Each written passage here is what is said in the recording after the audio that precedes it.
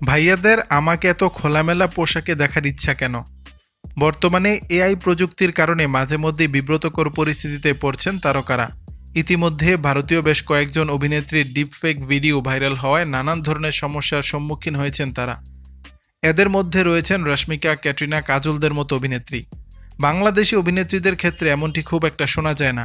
তবে আবার ডিপফেকে শিকার হয়েছেন বাংলাদেশের ছোট পর্দার অভিনেত্রী শবনম ফারিয়া। সামাজিক বিভিন্ন ইস্যুতে মন্তব্য করতে দেখা যায় শবনম ফারিয়াকে।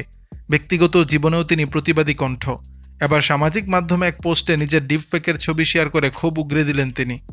ওই পোস্টের ক্যাপশনে অভিনেত্রী লিখেছেন, এবার এক গন্ডার বড় ভাই এই আপার ছবিতে আমার মুখ এডিট করে বসায় পোস্ট দিয়েছে।